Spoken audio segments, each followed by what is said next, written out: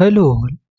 इस लेक्चर में हम लोग डिस्कस करेंगे volume element in phase space, जिसमें कि हम लोग देखेंगे कि फेज स्पेस वॉल्यूम कितना होगा for a particle having momentum p and p plus dp, जो कि इतना आएगा। इसको हम लोग डिराइव करेंगे।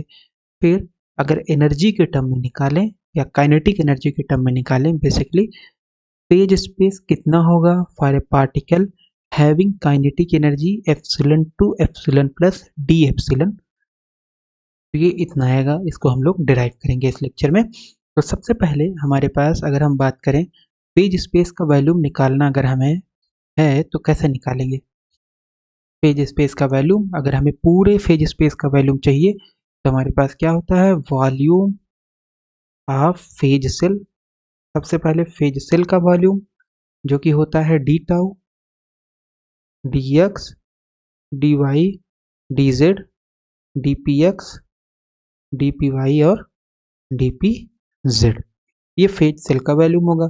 वॉल्यूम ऑफ फेज स्पेस कितना हो जाएगा, वॉल्यूम ऑफ फेज स्पेस जब आप ले रहे हो मोमेंटम जीरो से लेकर के पी, टोटल मोमेंटम स्पेस में आप अगर निकालोगे ये हो जाएगा 2 3 5 6। ओके, तो ये जाएगा d x d y d z, basically इसका integration d p x d p y d p z. Okay, तो अब इसमें ये क्या है, ये क्या है, इसको समझने के लिए सबसे पहले पता होना चाहिए फेज स्पेस क्या है। तो कंबाइंड पोजीशन और मोमेंटम स्पेस, इसी को बोला जाता है फेज स्पेस। ठीक है, एक तरफ मोमेंटम, ये हो गया मोमेंटम वर्सेस पी का स्पेस, मोमेंटम वर्सेस पोजीशन का स्पेस, सॉरी, उसी को बोलते हैं फेज स्पेस। तो इस फेज स्पेस में जो स्मॉलेस्ट वॉल्यूम होता है इसको बोलते हैं फेज सेल। ये है आपके पास फेज सेल। इसका जो वॉल्यूम होगा वो कितना होगा, वो हो जाएगा d x d y d z d p x d p y d p z. तो ये जो आया है ये हमें ये पता चल रहा है कि जो फेज स्पेस होगा वो तो ऑब्वियस ही पता बात है कि 3 पोजीशन है और 3 मोमेंटम स्पेस है, तो 6 डायमेंशनल होगा। तो अगर हम कंसीडर करें, लेट से हमें निकालना है p से लेकर के p प्लस डी पी में phase space volume, phase space volume अगर हमें ये निकालना है तो हम कैसे करेंगे। अगर ये फेज स्पेस वॉल्यूम हमें कैलकुलेट करना है तो हम लोग क्या कर सकते हैं, सबसे पहले इसको इंटीग्रेट कर देंगे और p के ऊपर इंटीग्रेट नहीं करेंगे, केवल पोजीशन के ऊपर इंटीग्रेट करेंगे। तो ये हो गया d x d y d z, 3 integration अलग और 3 इंटीग्रेशन अलग, d p x d p y और डी पी जेड। ठीक है, तो इतना आ गया। इसको जो बोला जाता है ये आपके पास होता है कोऑर्डिनेट वॉल्यूम या पोजीशन वॉल्यूम। तो क्या बोला जाएगा, कोऑर्डिनेट के टर्म में है तो कोऑर्डिनेट वॉल्यूम, और ये वाला जो टर्म है इसको बोला जाता है मोमेंटम स्पेस का वॉल्यूम या मोमेंटम वॉल्यूम भी बोल सकते हैं हम लोग, मोमेंटम वॉल्यूम। तो कोऑर्डिनेट वॉल्यूम जो है d x d y d z, momentum volume जो है d p x d p y d p z. तो d x d y d z ये कोऑर्डिनेट वॉल्यूम है, हम लोग इसको जनरली रिप्रेजेंट करते हैं कैपिटल वी से। तो ये जो इतनी वैल्यू है इसको हम मान लेते हैं कैपिटल वी। तो हमें किसको इंटीग्रेट करना पड़ेगा, हमें इंटीग्रेट करना पड़ेगा इस टर्म को जो कि है d p x d p y और डी पी जेड। ठीक है, मान लेते हैं जो फेज स्पेस का वॉल्यूम है पी से लेकर के पी प्लस डी पी वो है डेल्टा टाउ। हाँ डेल्टा टाउ है, लेट्स से कुछ भी मान सकते हैं, तो हमने मान लिया डेल्टा टाउ है, तो ये आ गया डेल्टा टाउ। तो अब क्वेश्चन ये है कि ये जो मोमेंटम वाला है वॉल्यूम इसको कैसे कैलकुलेट करेंगे। तो इसको कैलकुलेट करने के लिए हम लोग एक स्टैंडर्ड वे यूज करते हैं। सबसे पहले हम 2 स्फेयर कंसीडर करेंगे। ठीक है, तो अब हमें इसको खाली करना पड़ेगा इस स्थान को। ओके, तो सबसे पहले हम लोग क्या करेंगे, मोमेंटम स्पेस में, सपोज ये आपके पास मोमेंटम स्पेस हो गया, 1 सेकेंड। तो लेट से ये आपके पास मोमेंटम स्पेस है, तो इधर है sorry p x p y और पी जेड इस साइड, राइट।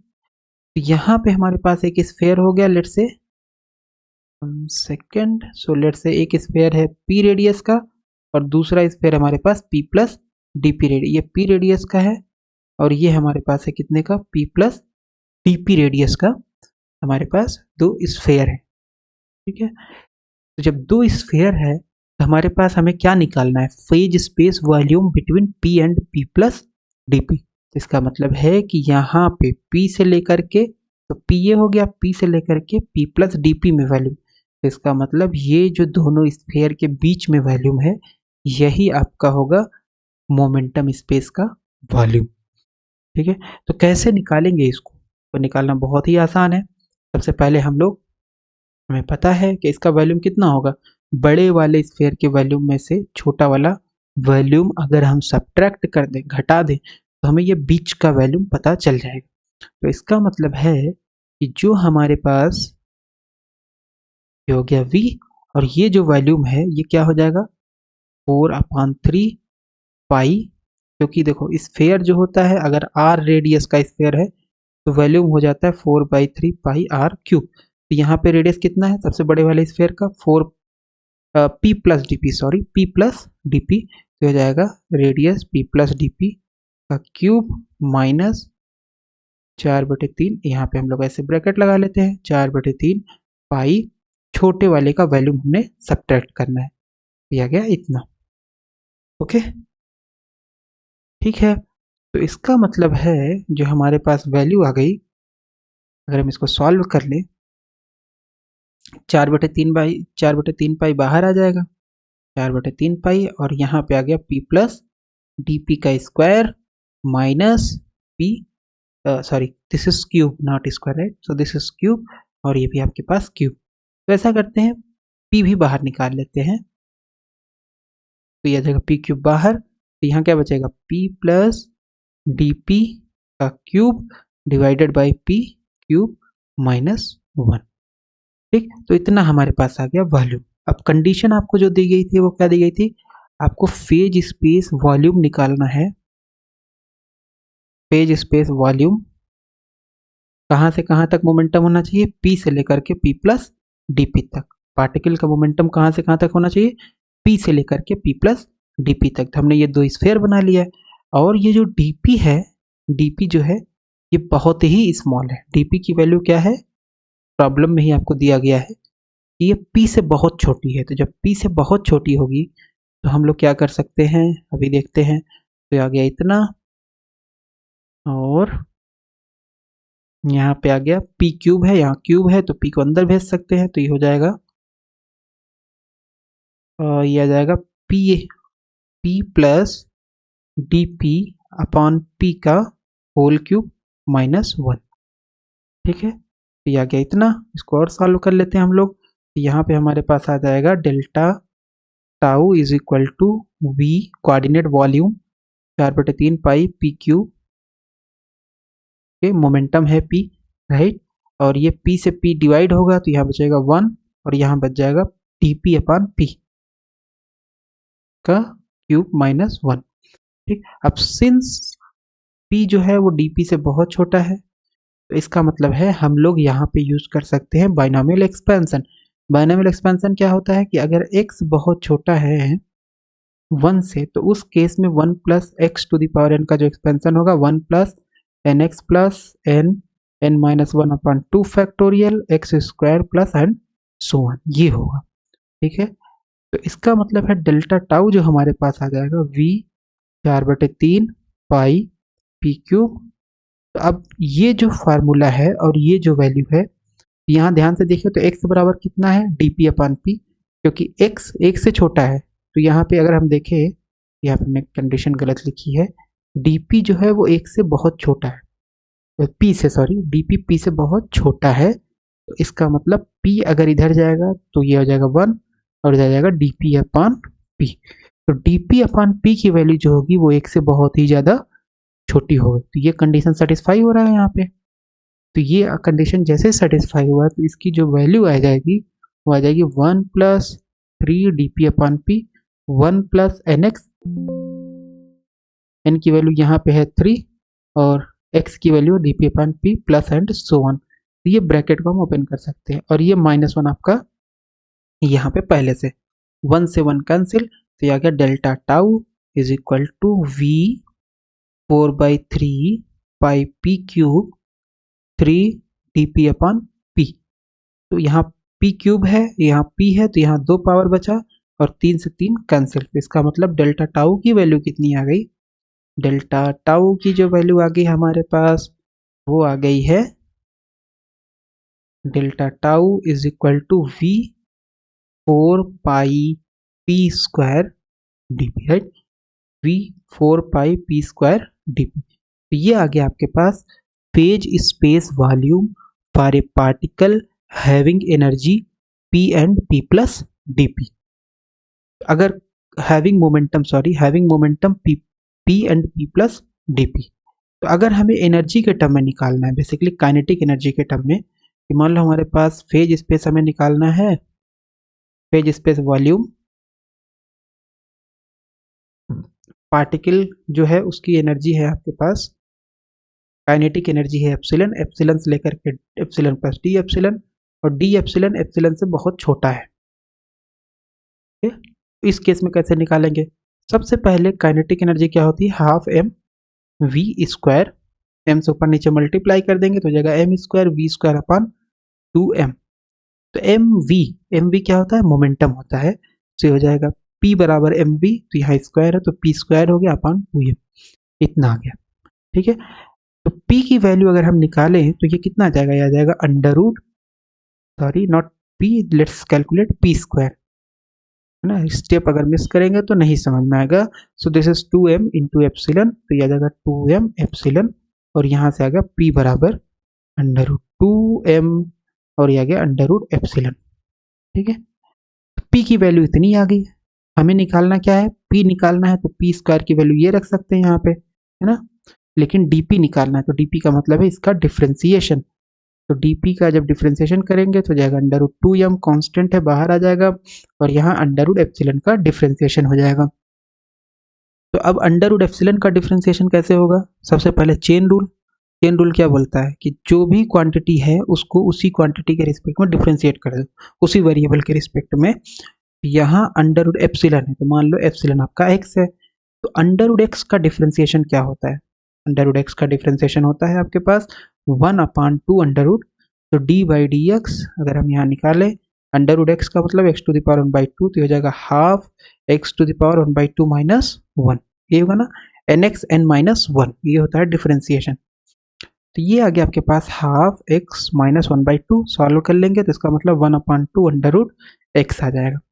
तो इसकी जब डिफ्रेंसिएशन निकालेंगे इस क्वांटिटी का तो ये हो जाएगा 1/2 अंडर रूट एक्स, एक्स की जगह कितना है? एप्सिलन है, तो इसका मतलब एप्सिलन का दोबारा डिफ्रेंसिएशन करना पड़ेगा, तो डी एप्सिलन लिख देंगे।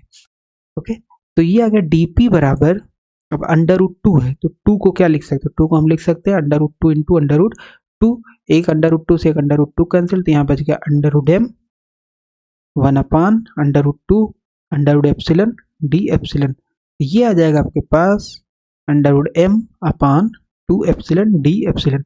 वैल्यू सब्सटीट्यूट करिए p वाले में, तो जब वैल्यू सब्सटीट्यूट करेंगे तो हमें मिल जाएगी value in terms of energy, kinetic energy. तो ये आ जाएगा आपके पास delta tau in terms of epsilon, तो इसको एप्सिलन ले लेते हैं और इसको p ले लेते हैं। ठीक है, it's okay, delta tau dash भी लिख सकते हैं, जस्ट वेरिएबल चेंज हो रहा है उससे इफेक्ट नहीं पड़ेगा। सो v 4 पाई p स्क्वायर की जगह हो जाएगा 2m एप्सिलन, ये p स्क्वायर की वैल्यू है, 2m एप्सिलन यहाँ सब्सटीट्यूट कर देंगे। dp की वैल्यू कितनी है? ये है m/√2 एप्सिलन डी एप्सिलन। ठीक है, तो ये हमारे पास आ गया डेल्टा टाउ, जिसको अगर हम स्टैंडर्ड फॉर्म में लिखे तो हो जाएगा 4 पाई v या v इंटू 4 पाई, और m को ले लेते हैं बाहर, ओके, और 2 एप्सिलन एक अंडर रूट यहाँ पे है तो ये हो जाएगा under root 2m epsilon d epsilon, है ना? जस्ट इसको सॉल्व कर लेंगे, 2 एप्सिलन यहाँ पे है अंडर रूट में है तो अंडर रूट वाला कट जाएगा, यहाँ बचेगा अंडर रूट 2 एप्सिलन, और यहाँ है अंडर रूट m तो ये बच जाएगा अंडर रूट 2m एप्सिलन। तो ये आ गया आपके पास value in terms of kinetic energy. ठीक है, तो ये हमने निकाल लिया delta tau in terms of momentum और in terms of kinetic energy. तो यहाँ पे एक बार इसको रिपीट कर देते हैं, फास्ट फॉरवर्ड वे में। सबसे पहले हमने क्या निकालना है, हमें निकालना है फेज स्पेस का वॉल्यूम पार्टिकल का जबकि मोमेंटम हो p से p प्लस डी पी। तो हमने लिख लिया फेज सेल का वॉल्यूम, इसको इंटीग्रेट करेंगे पोजीशन स्पेस में, पोजीशन स्पेस में इंटीग्रेट करेंगे वॉल्यूम आएगा, फिर आपके पास है ये बच जाएगा मोमेंटम का, राइट। तो मोमेंटम का निकालने के लिए हम दो स्फेयर मान लेंगे, एक p रेडियस का और एक p प्लस डी पी का। तो p प्लस डी पी वाले वॉल्यूम में से p वाला वॉल्यूम घटा देंगे तो हमारे पास आ जाएगा ये। फिर इसको बायनॉमियल एक्सपेंशन लगा करके सॉल्व कर लेंगे तो टोटल फेज स्पेस का वॉल्यूम आ जाएगा इतना, ठीक है। Volume element in phase space for an oscillator having momentum between p and p plus d p. तो ये हमने मोमेंटम के टर्म में निकाल लिया। और अगर हमें काइनेटिक एनर्जी के टर्म में निकालना है तो उस केस में क्या होता है, एप्सिलॉन होता है p² काइनेटिक एनर्जी। फिर यहाँ से p निकाल लेंगे √2m एप्सिलॉन, सॉल्व कर लेंगे dp की वैल्यू आ जाएगी। और फिर डेल्टा टाउ में हमारे पास है v4πp² dp, तो p² बराबर हो जाएगा 2m एप्सिलॉन यहाँ से, और dp की वैल्यू हम लोग ये निकाल ही चुके हैं, रख देंगे सॉल्व कर लेंगे, ये आ जाएगा काइनेटिक एनर्जी के टर्म में फेज स्पेस वॉल्यूम। किस एलिमेंट के लिए, so this is volume element in phase space for oscillator having energy between epsilon and epsilon plus d epsilon. तो ये हम लोगों का हो गया volume element in phase space in terms of momentum and in terms of kinetic